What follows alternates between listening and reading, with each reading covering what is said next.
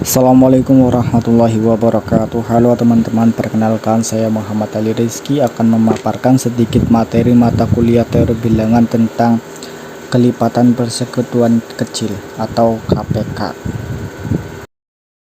Nah teman-teman, ini kan singkatannya kelipatan persekutuan kecil. Maksudnya kecil ini adalah paling kecil yang terkecilnya.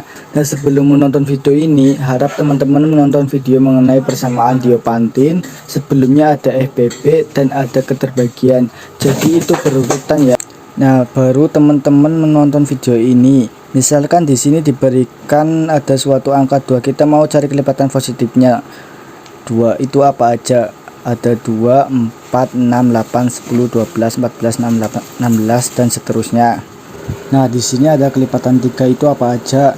Berarti kan 3 kali 1, 3 kali 2, 3 kali 3 dan seterusnya. Masing-masing kelipatan persekutuan kelipatan yang sama nilainya dari 2 dengan 3 itu adalah kelipatan persekutuannya adalah 6, 12, 18 dan seterusnya.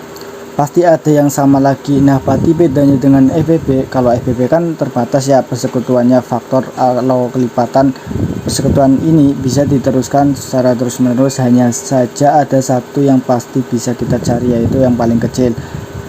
Kalau kita mau cari yang paling kecil, maka dinamakan kelipatan persekutuan kecil, yaitu KPK. Nah KPK dari 2 dan 3 yaitu 6. Yang paling kecil ini notasinya, kalau FBB menggunakan kurung lengkung, KPK saya menggunakan kurung siku. Jadi kurung siku antara 2 dan 3, artinya saya mencari KPK dari 2 dengan 3 yang hasilnya adalah 6. Teman-teman perhatikan bahwa jika ada A dan B ini secara formal ya, A dan B adalah bilangan bulat dengan tidak nol bilangannya, maka KPK dari A dan B itu bisa kita temukan. Nah ini simbolnya adalah C, dimana C nya itu ada 2 syarat. C ini karena kelipatannya berarti lebih besar, A habis membagi C, lalu B juga habis membagi C, adalah kelipatan dari A dan C kelipatan dari D. Pertama hal seperti ini, tetapi di antara semua kelipatan itu ada kelipatan yang lain juga, yang adalah si D. A habis membagi D dan kelipatan B habis membagi D, juga kelipatan dari D, tetapi nilai C ini yang adalah kelipatan di A dan B dengan nilai D yang adalah kelipatan dari A dan B juga, itu nilai C yang harus paling kecil di antara semua D yang mungkin, yaitu simbol seperti ini. Maka dengan syarat seperti ini, maka C adalah KPK, kelipatan persekutuan yang terkecil. Ya ini secara formal matematikanya. Nah kita ambil contoh, tentukan nilai KPK dari 3 dan 4. Kelipatan 3 apa aja? Langsung saja ya, persekutuannya ada 12, 24, 36 dan seterusnya. Nah luas ketemu, bisa carikan kelipatan 3 apa aja, kelipatan 4 apa aja. Nah tadi persekutuannya ternyata ada ini, yang paling kecil 12. Nah sekarang tadi ini kita coba 3 habis dibagi 12 dan 4 habis dibagi 12, serta 12 adalah kelipatan yang terkecil, berarti itu adalah KPK nya. Perhatikan ya bahwa si KPK itu adalah KPK ini ternyata habis membagi kelipatan persekutuan yang lainnya. 12 habis membagi 24, 12 habis membagi 36, habis membagi angka seterusnya. Jadi ternyata KPK itu habis membagi kelipatan persekutuan yang lainnya. Nah kita masuk yang akan kita bahas. Jikalau D adalah kelipatan persekutuan dari A dan B, KPK itu habis membagi D. Ya tadi kita coba lihat secara formal matematikanya, penurunan secara analitis sebagaimana. Misal A dan B KPK nya adalah C, anggaplah di sini saya menggunakan metode yang agak beda dalam pembuktian matematis.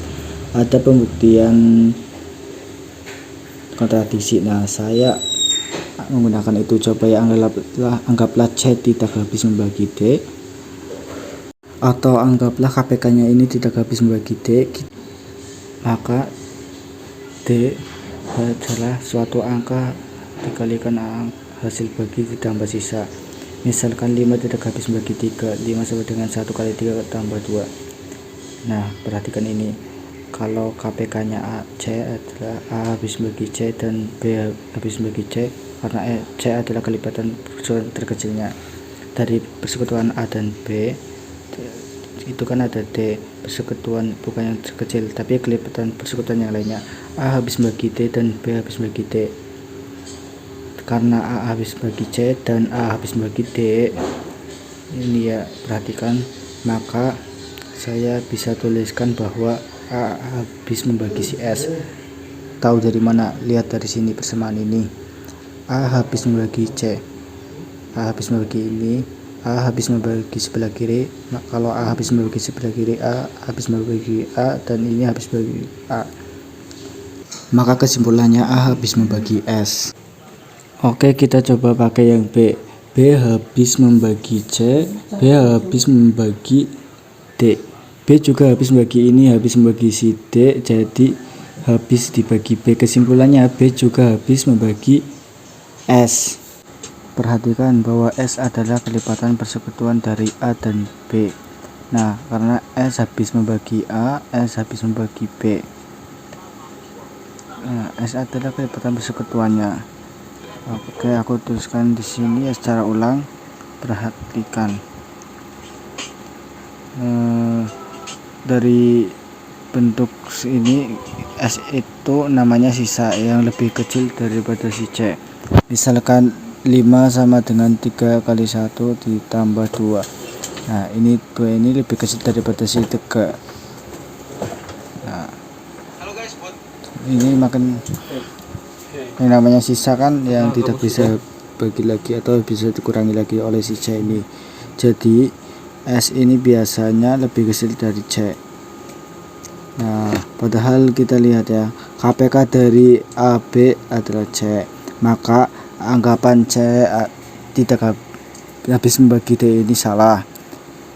S habis dari kecil ini dari sini yang saya bilang analisa kita barusan.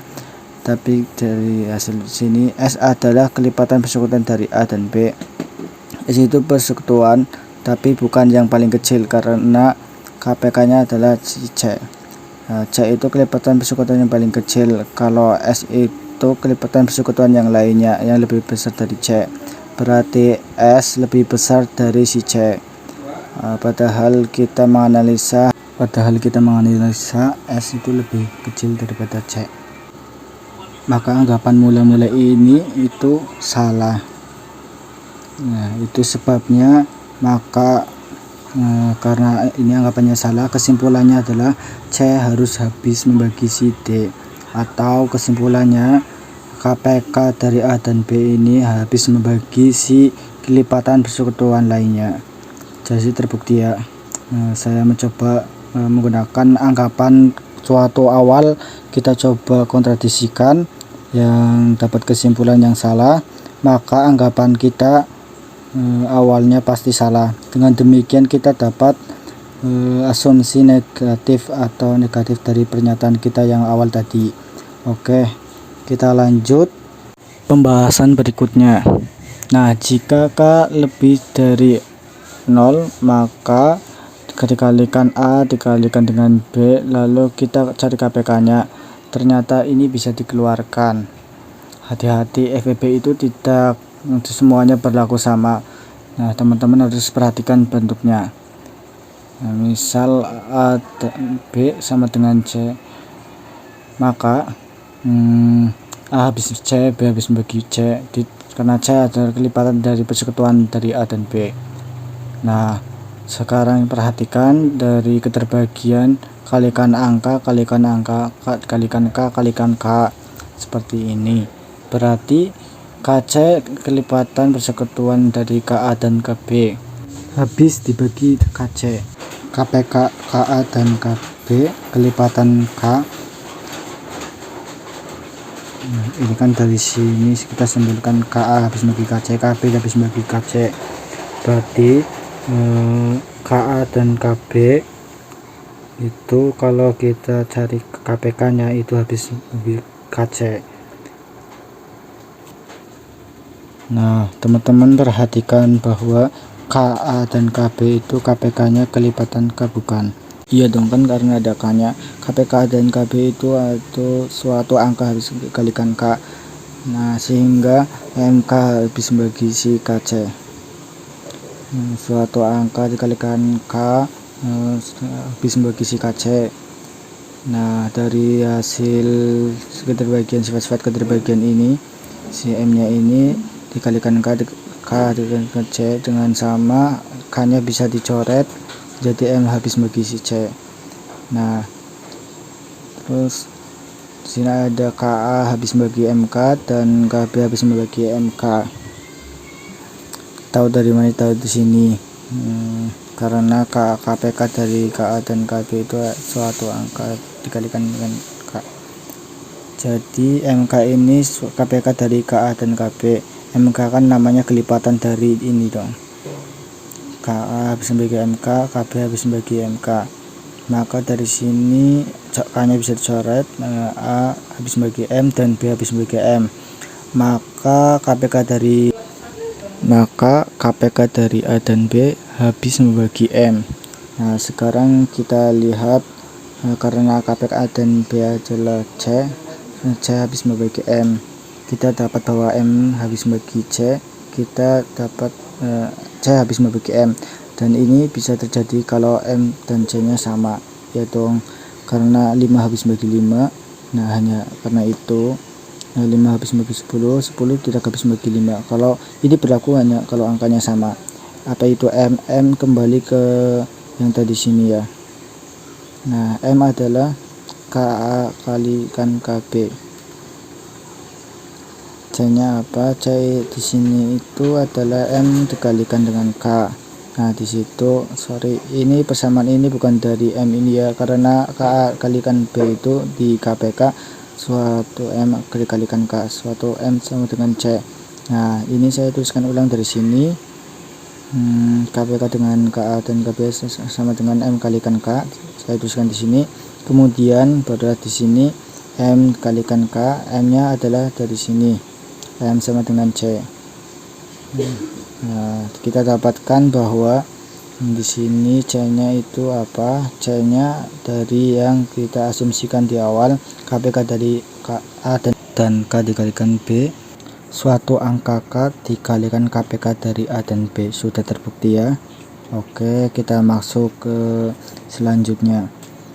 Ambil contoh soal, kita mau sifat yang sebelumnya tadi yang kita buktikan, KPK dari 60 dan 84. Nah, ini kan sama-sama 12 kali 5, 12 kali 7. 12 kita keluarkan, KPK dari 5 dan 7 itu lebih gampang dihitung. KPK itu kelipatan dari 5 dan 7 yang bareng-bareng pertama kali bertemu dengan KPK 5, 10, 15, 20 dan seterusnya, dan kelipatan 7 yaitu 7, 14, 20. Yang pertama kali mereka bertemu adalah persekutuan 35 yang paling kecil. Nah, 12 dikali 35 kita dapatkan 420.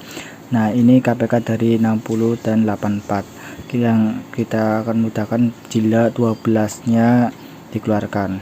Nah, oke, lanjut ke sifat berikutnya. Jika A dan B bilangan bulat positif dengan FBB A dan B sama dengan 1, maka KPK A dan B sama dengan A kali B. Nah, di sini kita akan membuktikannya. Kita coba buktikan. AB adalah kelipatan A dan B, betul ya. Karena A habis bagi si AB, B habis bagi si AB, maka KPK nya pasti habis membagi si AB. Nah, ini dapat dari mana? Teman-teman bisa menonton pada menit sebelumnya ya. Nah, di situ saya udah bahas tentang menit sebelumnya intinya lah. Jadi kalau misalkan AB adalah kelipatan persekutuan dari A dan B, KPK nya pasti habis membagi kelipatan-kelipatan lainnya. Persekutuan lainnya. Nah, ini juga berlaku pada bahwa A habis membagi KPK AB dan B habis membagi si KPK AB. Nah, bagaimana misalkan FBB nya N sama dengan 1 dengan M habis membagi O dan N habis membagi O, maka perkaliannya habis membagi O. Ini dapat dari mana? Nah, ini dari video sebelumnya yang Diophantine kita udah membuktikan tentang sifat FBB ini. Nah, oke, sekarang karena ini sudah berlaku seperti ini, MO dan NO Nah, saya memakai yang ini, yang MN dan O. Saya kalikan A dan B. Nah, AB habis membagi KPK-nya, M habis O dan N habis O, maka MN-nya dikalikan habis membagi O. A dikalikan B habis membagi ini, yaitu KPK-nya, dengan syarat AB-nya, FPB-nya sama dengan 1 yang berlaku ini. Nah, ini bisa. Oke, kita lanjut. Karena AB habis bagi KPK-nya dan kita dapat KPK-nya habis bagi AB, kesimpulannya keterbagian ini apa? Nilainya sama. Terbukti bahwa jikalau A dan B FPB-nya 1, maka KPK AB adalah A dikali B. Sudah terbukti. Nah, kita akan turunkan satu sifat lagi, supaya teman-teman bisa lengkap dapatnya. Bagaimana kalau misalkan FB dan A dan B itu bukan 1 tapi C? Apakah persamaan ini berlaku? Jika FBB dan MN sama dengan 1, maka KPK MN sama dengan M kalikan N. Sekarang dari A dan B, FBB A dan B sama dengan C, kita dapatkan bahwa ternyata kalau kita bagi C itu B bagi C harus FBB nya sama dengan 1. Kita ini dapat dari mana? Kita teman-teman saya buktikan sebelumnya tentang FBB. Nah, kita teman-teman tonton video ini kenapa hasilnya seperti ini. Oke, sekarang perhatikan ini, A per C dan B per C. Nah, A per C ini adalah N dan FBB nya sama dengan 1. KPK dari A per C B per C sama dengan perkalian ini. Nah, perhatikan di sini ada C kuadrat, kita kalikan sebelah kiri, C kuadrat dikalikan KPK ini sama dengan A kali B. Apa itu C kuadrat? Nah, kita lihat C kuadrat ini bisa dikalikan masuk. Ingat KPK sebelumnya, kalau suatu angka dikalikan KPK, angkanya bisa dikalikan masuk atau bisa dikeluarkan. Kita masukkan C nya saja. Nah, C kalikan ini dikalikan B per C, sisanya ada C yang satunya lagi sama yang B. Apa ini C? C adalah ini FBB nya. Nah, jadi KPK dikalikan FBB nya sama dengan A kali B. Jadi terbukti ya teman-teman. Sifat ini menarik ya, karena kita lihat contoh soal selanjutnya seperti ini nih. Misalkan 12 kali 15 sama dengan FBB nya sama dengan 3, 12 dan 15 KPK nya 60. Kalau kita kalikan 12 kali 15 itu ternyata angka ini kalikan itu sama dengan FBB nya dikalikan dengan KPK nya. Oke, jadi terbukti mengapa sifat itu bisa berlaku seperti ini. Saya sudah video saya tentang KPK sampai di sini. Terima kasih pada teman-teman yang sudah menonton. Jangan lupa like dan subscribe.